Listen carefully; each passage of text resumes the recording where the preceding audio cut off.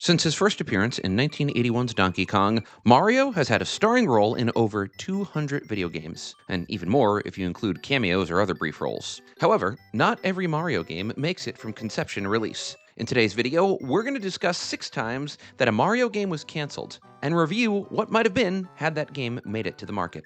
First, we have Super Mario's Wacky Worlds. The history with this one dates back to the disastrous Nintendo partnership with Philips, which began as a result of Nintendo's attempt to make a CD-ROM add-on. I've covered this one ad nauseum, but real quick. After bouncing Sony in favor of Philips to make a CD-ROM add-on for the Super Nintendo, nice move guys, Nintendo realized that this system wouldn't work either. As part of their efforts to get out of the contract, they gave Philips the license to numerous Nintendo characters for the Philips CDI, which was Philips' effort to enter the home media and home console market.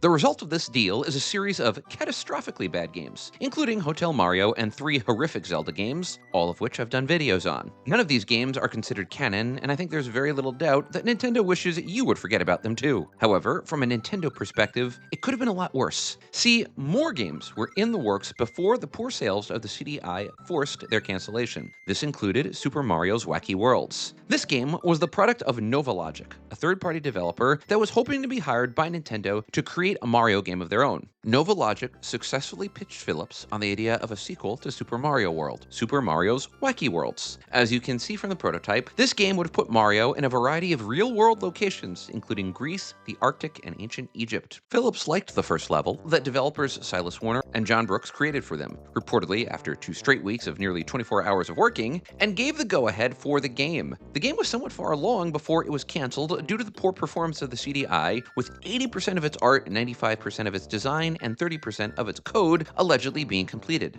The game itself was on track for development when the hammer came down from Philips. Thus, we never got to see the game in its fully finished form, although footage is, as you can see, available on the internet.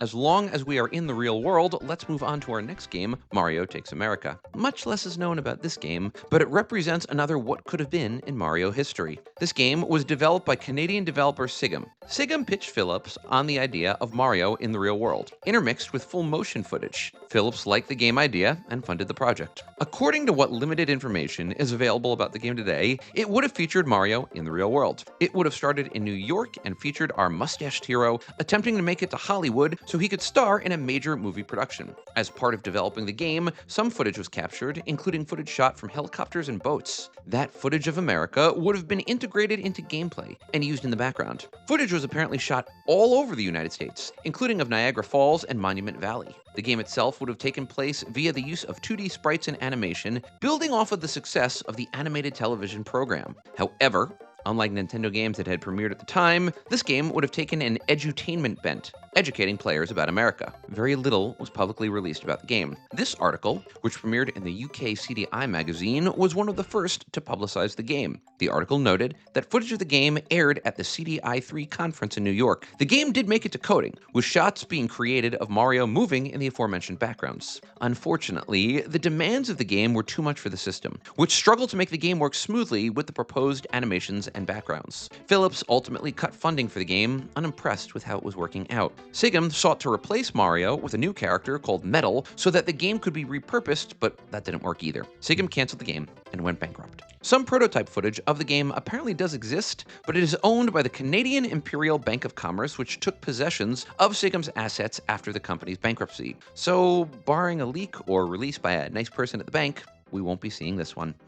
Next, Virtual Boy Mario Land. As you probably already know, the Virtual Boy was a disastrous effort at a new console, courtesy of Gunpei Yokoi, the Nintendo genius who developed the Game & Watch and Game Boy. The console is viewed as one of Nintendo's greatest failures, as it had a wonderful idea, a deeply immersive gameplay experience, but long before the technology could comfortably support such a device. Mario's Tennis was the pack-in game for the system, and leaks from those involved with the system have stated that Wario Land was the best-selling game. That would make sense, given Wario's connection to the mainstay Mario titles. However, had the system stayed around a little bit longer, more games were set for release. That includes Virtual Boy Mario Land, which was also known as Mario Adventure. As you can see from the limited gameplay and pictures, the game functioned very similarly to Super Mario World. The player controlled Mario, moving him in a 2D screen, while the background scrolls separately, giving the game three-dimensional aspects. As you can see, at least some enemies in the game look like Wario, and while not much is known about the game itself, it obviously would have featured Mario battling Wario,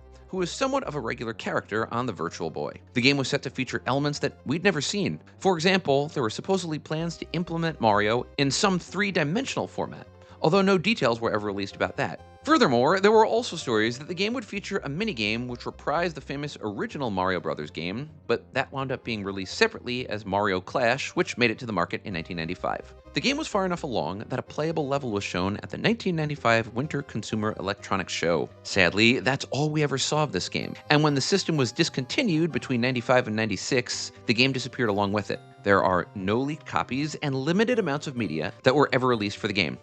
Super Mario 64 was one of the most popular games ever released, making its lack of a direct sequel all the more stunning. However, a sequel was, for some time, in the works. Meet Super Mario 128, also sometimes known as Super Mario 64 2. What's really wild about this story is how many different times a supposed sequel for Super Mario 64 was coming, only to be repurposed into different games. Super Mario 64, of course, was revolutionary. Its open-world nature, three-dimensional graphics, and addictive gameplay changed video games and made the game commonly regarded as one of the greatest video games of all time. It ultimately sold around 12 million copies and spawned immediate sequel conversations that never really seemed to die. The first iteration of Mario 128 started as a potential game for the 64DD. For those of you who are unfamiliar, the 64DD was an add-on to the Nintendo 64 that would have given the system additional graphic capabilities, processing power, and internet connectivity. It was released in Japan but never caught on, and the system was ultimately canceled. Before that, Shigeru Miyamoto said that they were, quote, just getting started, end quote, on the development for Mario 64-2, noting that some gameplay elements, like if it would be one or two player,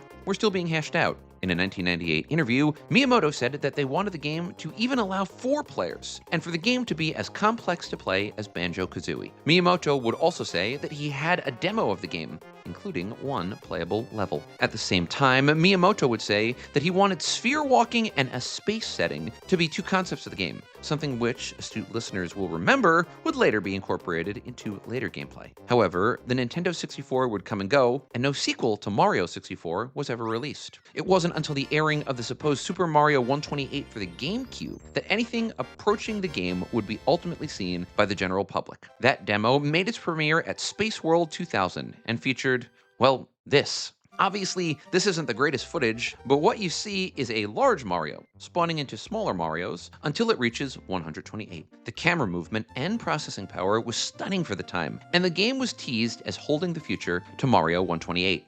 However, that was it for this iteration of Mario 128 or 64 2. No additional info was ever released, despite the fact that Nintendo was promising the release of this game for the GameCube. Instead, the GameCube got Super Mario Sunshine, and it wasn't until 2003 that Nintendo said, despite the fact that Super Mario 128 was supposedly in development for years, that the game may never make it out on the GameCube. The game continued, supposedly, to be in development in 2004, with Nintendo saying that it was in the works and not saying any more about what it would supposedly contain. In 2005, after another year of supposed development in which the game was not shown, it was confirmed that Mario 128 would move on to the Wii, which was then still in development and known as the Revolution. It wasn't until 2007 that the game's ultimate fate was revealed. At a keynote speech at the 2007 Game Developers Conference, Miyamoto said that the game was, in the end, just a tech demo, meant ultimately to show off the GameCube's power. Large aspects of the game were repurposed for the Pikmin series, as well as Super Mario Galaxy.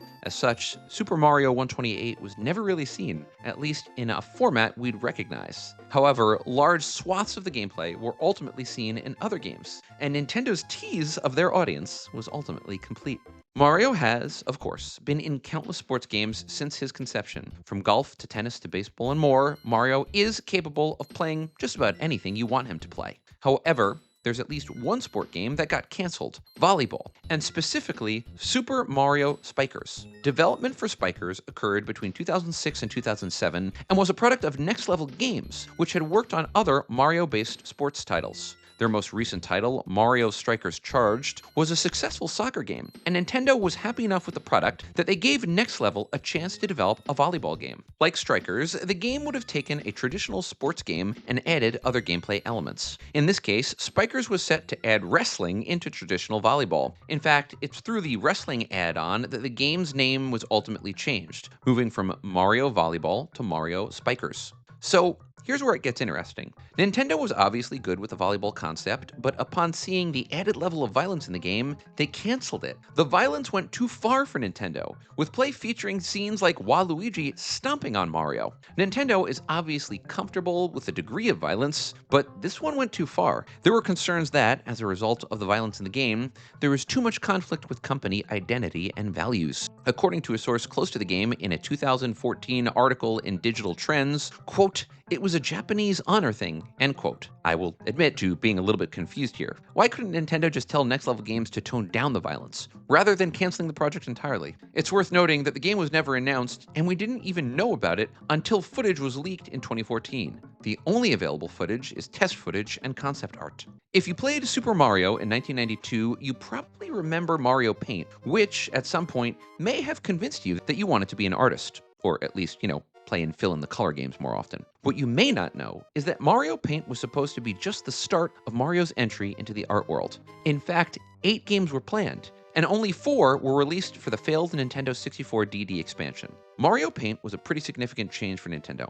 Its open-ended creative play and use of a new peripheral, the mouse, were dramatic switches for the company. It's a switch that worked well. Mario Paint sold over 2.3 million units, making it the 19th best-selling game in Super Nintendo history. Clearly, there was untapped potential with Mario Paint, and Nintendo decided to explore that potential and release other creative properties. However, things got weird. Mario Paint came out in 1992, but the Mario Artist series, as it was known, didn't make it to development until 1999. Of course, by then, the Super Nintendo was long gone, with the dominant Nintendo console at the time being the N64. Even that didn't work out, and Nintendo developed the game series for use with the 64DD, which, again, was the failed expansion pack for the Nintendo 64 that never made it out of Japan. The Mario Artist series was envisioned as multiple games, each of which had different functionalities. Ultimately, only 4 games made it to commercial release in Japan.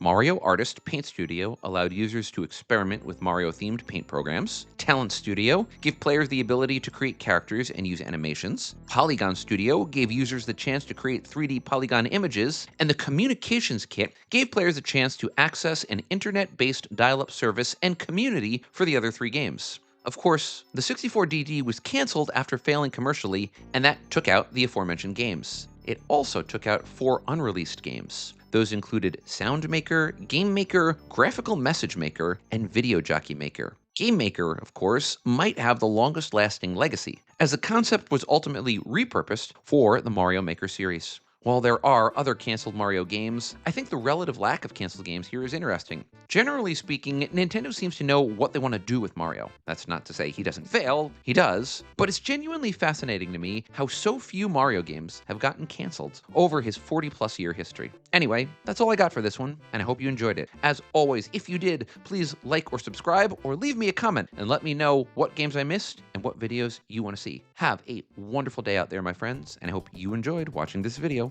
as much as I liked making it. Take care, everybody.